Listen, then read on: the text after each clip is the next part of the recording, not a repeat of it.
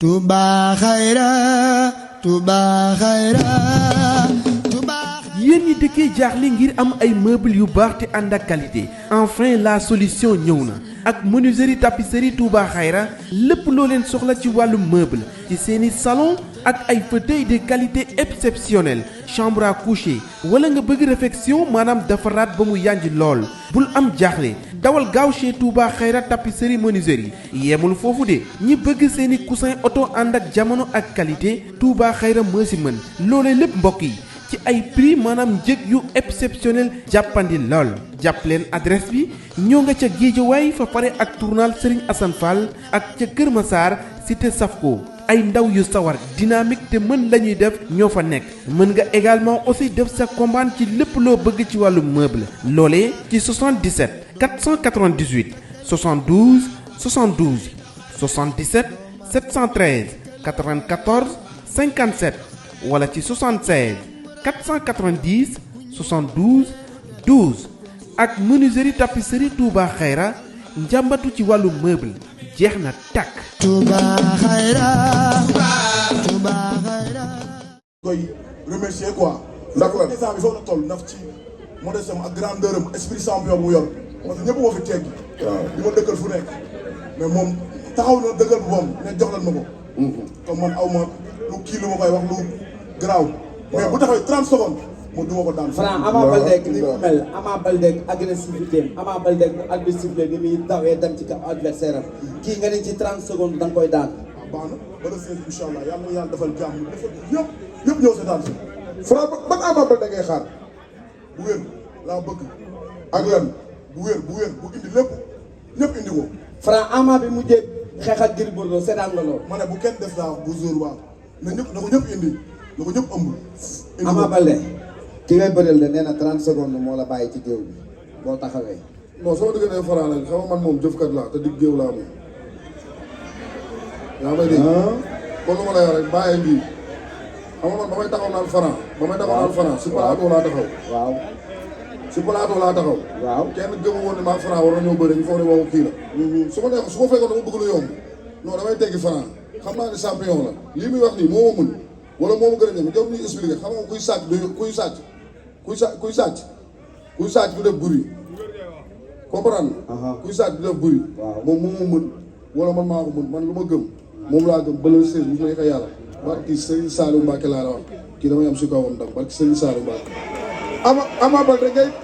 Ama Baldé ngay doog ci fan la waaw.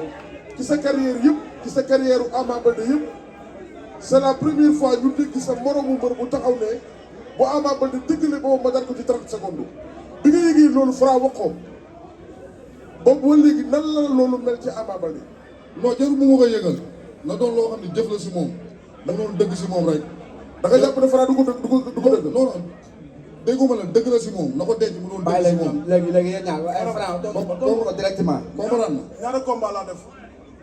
14.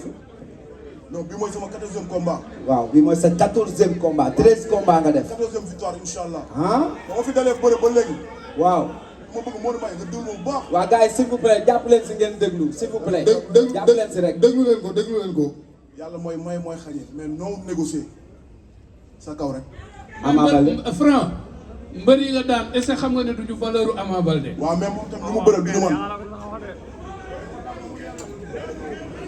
ci ba muy neex moom ciy nekk dëgg. ah s'il vous plaît bu ma taxawoon déglu jàpp leen si. moom ciy nekk dëgg bu ma taxawoon bu fekkoon man la boobu kenn waxatu ko boole naa ko ci lim bi bu yàgg mais ni la ko yàlla bëggee yàlla nañu yàlla defal jàmm ba le 16 rek. mais ku la dégg toujours ngay wax dafa mel ni da nga jàpp ne yow sa adversaire da nga ko ëpp doole parce que à chaque fois bu ñu gisee rek. waaw xam nga man li ma liggéey laa xam ak li ne ci man moom laa xam moom laa gëm te bu ma arbitre sifflé bu ma ko doxee ci kaw mu xooli fan fi mu tëdd. boo doxee ci kaw mu xooli feneen fu mu tëgg. mu 30 secondes laa la wax. ci li ngay wax ci xeex nga ko teg wala ci bëre. Modou Mbaye teg naa ko ci aspect yëpp te bu arbitre sifflé laa koy wane. man moom am na lu ma jaaxal de. lu la jaaxal fanam. Franc mi dama ko jëloon mu ne ma amul benn mbër mi yeewoo Pikine mu ko mën a daan. Franc yaa loolu Ama Baldé bi nga déggee Franc mi taxaw ne amul benn góor gi takk ngemb ko yeewoo Pikine ko mën a daan loolu Ama Baldé en tant que leader bi Pikine loolu noo ko jàngatee. déggoo lu ma la wax man digg géew laa amoon jëf rek laa amoon déggoo maanaam Franc aw ma lu ma koy benn maa moom ñuy wax dama ne la jàmbaar la dégg nga man su ma neexoon laa law indi ay géwël ay xalamkat ñu xalamal ma su ma neexoon wax waaye jaru ko champion laa jàmbaar laa jarul may wax man maay kan bu la séesee bu neexee yàlla ngeen xam ne kan mooy Amadou Baldé. loo bëgg a wane ba tax nangu woo wax nangu woo lan la. non non dara du nekkul dafa nekkul. dafa am loo denc. non dencuma dara barki Serigne Saliou Mbacke dencuma dara Franc dencuma ko dara xam nga Franc lan moo tax mënu ma ko dencal bara. wallaahi barki Serigne Saliou Mbacke xam naa ne moom mooy wane sama jaloore. bu ma doon. waaw. Franc moo koy wane. moo tax bu ma ko jàppal dara ma koy ñaanal yàlla ko suñu borom defal jàmm rek. Franc mu dégg nga li Ama. kii bu ñëwee day daan rek Modou Mbaye. dafa am lu ma jaaxal. mu ne xarañteem mën a bëreem. waaw yow yaa koy wane. bu ma doon. ki nga doon. waaw mu ne yow yaa koy wane.